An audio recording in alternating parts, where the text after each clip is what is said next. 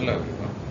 നമ്മൾ ഇന്ന് നോക്കാൻ പോകുന്നത് പൊളിറ്റിക്കൽ എൻവയോൺമെൻറ്റ് എന്താണ്, എങ്ങനെയാണ് പൊളിറ്റിക്കൽ എൻവയോൺമെൻറ്റ് അഫക്റ്റ് ചെയ്യുന്നത്, എന്തെല്ലാം ഫാക്ടേഴ്സ് ആണ് നമ്മൾ കൺസിഡർ ചെയ്യുന്നത് with respect to political environment എന്നുള്ളത്.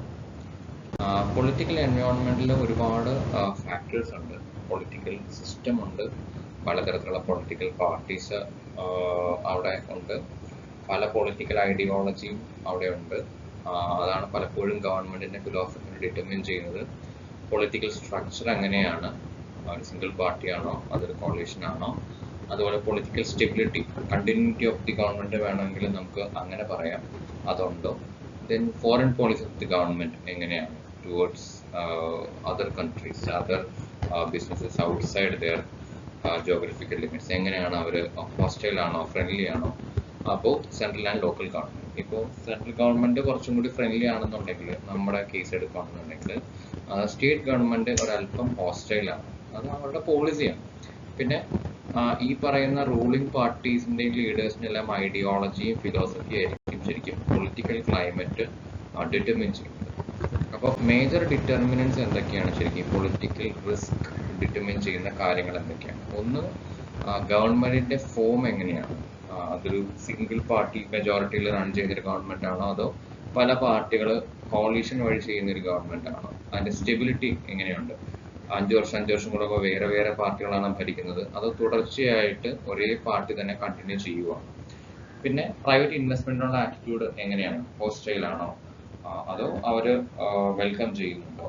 പിന്നെ ഫോറിൻ ഡിസ്ക്രിമിനേഷൻ, ഇവിടെയുള്ള പ്രോഡക്ട്സിനെയും അല്ലെങ്കിൽ ബിസിനസ്സുകളെയും പുറമേ നിന്നുള്ള ബിസിനസ്സുകളെ രണ്ടായിട്ടാണോ കാണുന്നത്, അതേ ഒരുപോലെയുള്ള ട്രീറ്റ്മെന്റ് ആണോ, എത്രത്തോളം കറപ്ഷൻ ഉണ്ട്, എത്രത്തോളം റെഡ് ടേപ്പീസ് ഉണ്ട്, ഇത് എന്താണെന്ന് നിങ്ങൾക്ക് പറയാതെ തന്നെ അറിയാം. അതുപോലെ ലിബറലൈസേഷൻ എത്രത്തോളം ഉണ്ട്, അത് ഓപ്പൺ ചെയ്ത് കൊടുത്തേക്കുന്ന ഒരു എക്കണോമി ആണോ, അതോ ക്ലോസ്ഡ് ആയിട്ടുള്ള രീതിയിൽ വർക്ക് ചെയ്യുന്ന ഒരു എക്കണോമി ആണോ. അപ്പോൾ ഇതെല്ലാമാണ് ശരിക്കും പറഞ്ഞു കഴിഞ്ഞാൽ പൊളിറ്റിക്കൽ റിസ്ക് ഡിറ്റർമിൻ ചെയ്യുന്ന ചില ഫാക്ടേഴ്സ്. അപ്പോൾ ഈ പൊളിറ്റിക്കൽ എൻവയോൺമെന്റിൽ പൊളിറ്റിക്കൽ സിസ്റ്റമാണ് ഒരു പരിധി വരെ business activity of a country control ചെയ്യുന്നത്. കാരണം ആ പൊളിറ്റിക്കൽ ആയിട്ടുള്ള പാർട്ടീസ് ആണ് ഗവൺമെന്റ് ഫോം ചെയ്യുന്നത്, അവരാണ് നിയമം ഉണ്ടാക്കുന്നത്. ആ നിയമങ്ങളാണ് പലപ്പോഴും ഈ ബിസിനസ് ആക്ടിവിറ്റീസിനെ ഒരു പരിധി വരെ ഹെൽപ്പ് ചെയ്യുകയും ഒരു പരിധി വരെ തകർക്കുകയും ചെയ്യുന്നത്. അപ്പോൾ ഈ നിയമങ്ങളും അതിനോട് റിലേറ്റഡ് ആയിട്ടുള്ള കാര്യങ്ങൾ മുഴുവൻ മാനേജ് ചെയ്യാൻ ശരിക്കും പറഞ്ഞാൽ പരിധി വരെ പൊളിറ്റിക്കൽ പാർട്ടീസ് തന്നെ. അപ്പൊ ഈ പൊളിറ്റിക്കൽ എൻവയോൺമെന്റിൽ ഒരു ഹ്യൂജ് ചേഞ്ച് ഉണ്ടായി കഴിഞ്ഞു കഴിഞ്ഞാൽ അത് സ്വാഭാവികമായിട്ടും നാഷണൽ ആൻഡ് ഇന്റർനാഷണൽ അഫയേഴ്സിനെ പലപ്പോഴും അത് അഫക്റ്റ് ചെയ്യാറുണ്ട്. ശരിക്കും പൊളിറ്റിക്കൽ എൻവയോൺമെന്റ് ആണ് മോണിറ്ററി പോളിസിയും ഫിസിക്കൽ പോളിസിയും എല്ലാം കൃത്യമായിട്ട് ഡിറ്റർമിൻ ചെയ്യാനായിട്ട് അവർക്കൊരു ബേസ് ആയിട്ട് മാറുന്നത്. ഈ എക്കണോമിക് പോളിസികളും അങ്ങനെ തന്നെയാണ്. അപ്പോൾ പൊളിറ്റിക്കൽ എൻവയോൺമെന്റ് ആണ് ഒരു പരിധി വരെ ഇൻഫ്ലുവൻസ് ചെയ്യുന്നത് എന്തിനെ, എക്കണോമിക് പോളിസികളെയും അതുപോലെ ഒരു രാജ്യത്തുണ്ടാക്കുന്ന നിയമം.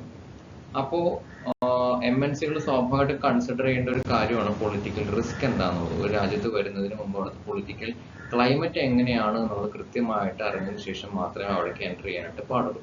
അപ്പൊ എന്താണ് പൊളിറ്റിക്കൽ റിസ്ക്? പൊളിറ്റിക്കൽ റിസ്ക് എന്ന് വെച്ച് കഴിഞ്ഞാൽ risk of strategic or financial loss to a firm due to any political change or change in policies or events related to political instability. അപ്പോൾ ഒരു ഫേമിന് സ്ട്രാറ്റജിക്കോ അല്ലെങ്കിൽ ഫിനാൻഷ്യൽ ആയിട്ടുള്ള ലോസ് വരുവാണ്. എങ്ങനെ? കാരണങ്ങൾ എന്തൊക്കെയാണ്?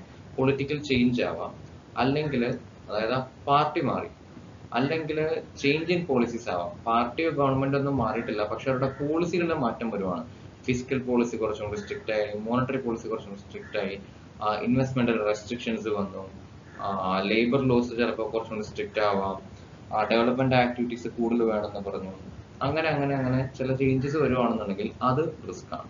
അതുപോലെ തന്നെ പൊളിറ്റിക്കൽ ഇൻസ്റ്റെബിലിറ്റി കൊണ്ട്, അതായത് ഇപ്പോൾ പല നമ്മുടെ ചുറ്റുമുള്ള രാജ്യങ്ങളൊന്നും നോക്കുക, ശ്രീലങ്ക, നേപ്പാൾ, ഭൂട്ടാൻ, ബംഗ്ലാദേശ്, അവിടെ എല്ലാം ഇന്റേണൽ ഇൻസ്റ്റെബിലിറ്റി വളരെ കൂടുതലാണ്. അവിടെ ഉണ്ടായിരുന്ന എക്സിസ്റ്റിംഗ് ഗവൺമെന്റിനെ അവിടെ നിന്ന് തന്നെയുള്ള ആൾക്കാരെ ഓവർത്രോ ചെയ്യുകയാണ് ചെയ്തത്. അതൊരു ഡെമോക്രാറ്റിക് ഉള്ള രീതിയിലല്ല, ഡെമോക്രാറ്റിക് അല്ലാത്ത രീതിയിൽ. അപ്പോൾ പലതരത്തിലുള്ള ടെററിസ്റ്റ് ആക്ടിവിറ്റികൾ നടക്കുന്നുണ്ടായിരുന്നു, റയറ്റ്സ് ഉണ്ടായിരുന്നു, സിവിൽ വാറുകൾ ഉണ്ടായിരുന്നു.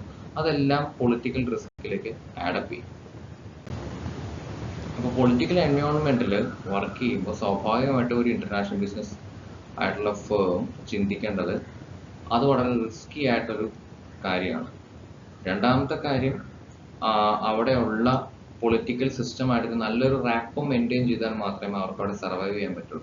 എപ്പോഴും ഫൈറ്റ് ചെയ്ത് പിടിച്ചു നിൽക്കാനായിട്ട് പറ്റില്ല, പ്രത്യേകിച്ചും ഒരു ഫോറിൻ മണ്ണിൽ. മൂന്നാമത്തെ ഒരു കാര്യം, ഒരു ബിസിനസ് സ്ട്രാറ്റജി ഫോർമുലേറ്റ് ചെയ്യുമ്പോൾ ഏതൊരു ബിസിനസ്സുകാരനും ആദ്യം ചിന്തിക്കുന്ന ഒരു കാര്യം അവിടുത്തെ പൊളിറ്റിക്കൽ എൻവയോൺമെന്റ് എങ്ങനെയാണ് എന്നെ അഫക്റ്റ് ചെയ്യുന്നത്. അതായിരിക്കും അയാളുടെ മാർക്കറ്റ് സെലക്ഷൻ ഒരു പ്രൈമ ഇമ്പോർട്ടൻ്റ് ആയിട്ട് കൊടുക്കുന്ന ഒരു ഫാക്ടർ.